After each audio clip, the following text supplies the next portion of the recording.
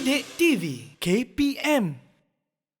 Baik, jadikan saya nak ulas balik di sini. Berdasarkan pukelang CJ ini, sebenarnya kamu boleh menghasilkan karangan yang cemerlang. Macam mana tu ya? Macam mana tu? Jom Cikgu Linda terangkan kepada anda.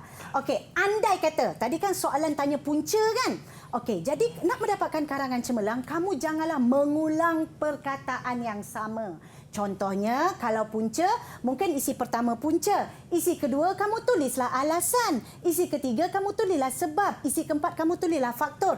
Bermaksud tidak mengulang perkataan yang sama. Apabila kamu tidak ulang perkataan yang sama, jelas menunjukkan kosa kata kamu luas. Sama jugalah. Kalaulah dia tanya langkah, kan tadi langkah kan? Janganlah langkah, isi pertama langkah Aiman, isi kedua langkah, isi ketiga langkah, isi keempat langkah. Apa macam perkataan lain dah, cikgu? ada perkataan lain. Jadi ini akan membantu anda, iaitu memula langkah, lepas tu inisiatif, lepas tu kaedah, lepas itu cara, lepas tu usaha, lepas itu tindakan. Jadi kat situ maka cantiklah karangan. Jadi anak-anak murid saya dengar ya, anak-anak murid SMK Seri Mulia. Jadi nak mendapatkan karangan cemerlang, ini salah satunya. Contohnya lah kan tadi ada ayat contoh kan. Mungkin isi pertama contohnya, isi kedua tamsilnya, isi ketiga misalnya. Begitu caranya. Dan satu lagi, pukelang CJ ini membantu anda menganalisis fokus soalan. Andai kata, andai kata, tak tahu maksud soalan. Kalau tak tahu maksud soalan, macam mana nak buat? Macam mana nak buat? Kadang-kala SPM ni dia suka tanya kepentingan. Kat sini. Kepentingan. Selalu pelajar ni dia tak faham apa benda kepentingan. Tetapi kalau pelajar menguasai pukelang C, kepentingan bermaksud kesan positif. Kepentingan bermaksud manfaat, kebaikan, faedah dan juga kelebihan. Jadi kalau dia tanya kepentingan memupuk semangat patriotik, mesti macam macam mana kepentingan? Tapi cuba tukarkan.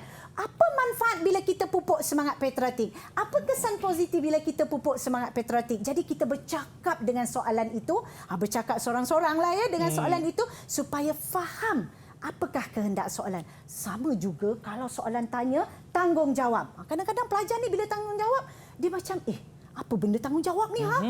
Jadi sebenarnya berdasarkan konteks soalan, tanggungjawab ini bermaksud langkah. Contoh, kalau dia tanya soalan kan Aiman kan, tanggungjawab ibu bapa memupuk amalan membaca.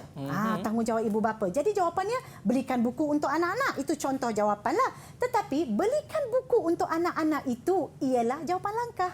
Langkah. Langkah ibu bapa memupuk amalan membaca. Begitu caranya. Jadi pukelang CJ ini selain daripada untuk menambahkan kosakata, dia sangat-sangat berguna untuk apa? Untuk kamu mengetahui kata sama makna untuk fokus. Selain pada tanggungjawab, peranan pun boleh. Peranan ibu bapa je. Peranan ibu bapa. Apa tugas ibu bapa supaya anak suka membaca?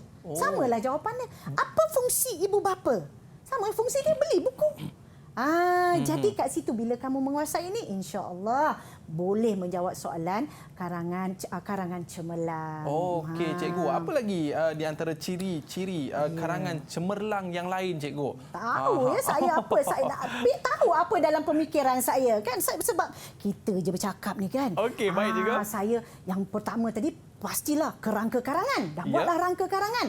Tapi saya nak tanya kepada anak murid saya. Kita je bercakap, kita tanya anak murid saya. Okey, baik cikgu. Apa ni Aiman? Bacakan sikit Aiman. Apakah ciri-ciri karangan cemerlang yang lain? Cepat. Siapa tu? Pastinya Punitan lah orang pertama angkat tangan. Silakan Punitan. Ciri-ciri karangan cemerlang yang lain adalah mesti ada ungkapan menarik, iaitu pandu cermat jiwa selamat, malang tidak berbau dan biar lambat asal selamat. Kan. Siapa lagi nak jawab? Siapa lagi nak jawab? Silakan. Okey. Afiq.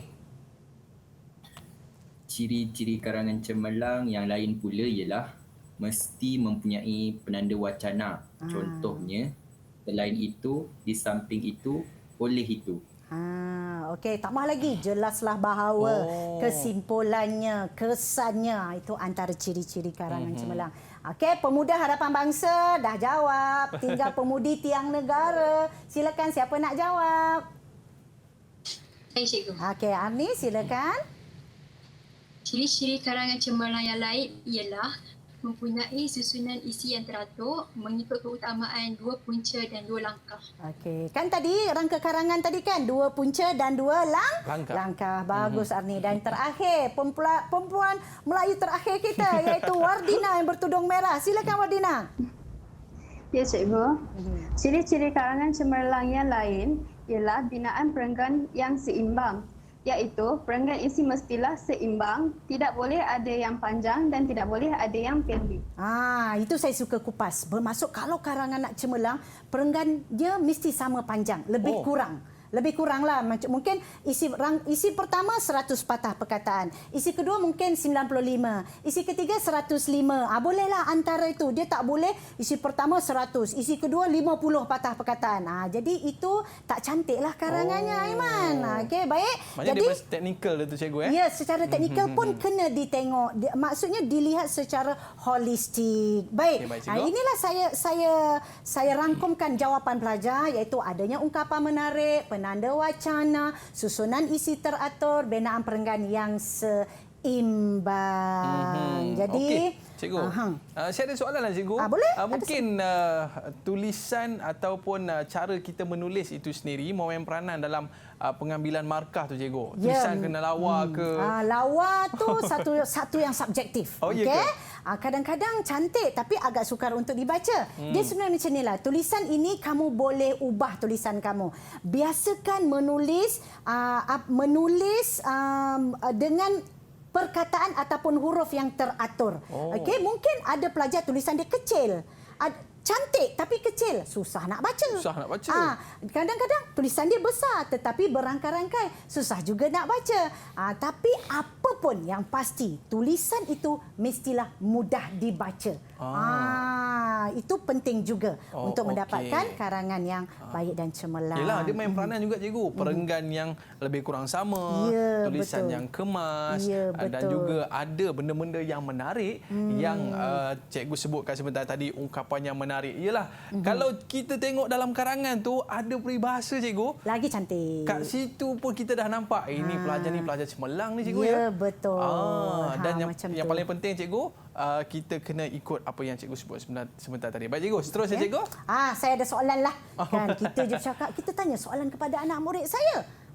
Siapakah yang boleh merumuskan pelajaran hari ini? Okey. Siapa ni? Siapa nak cuba? Angkat tangan. Kita tengok Saya, siapa. cikgu.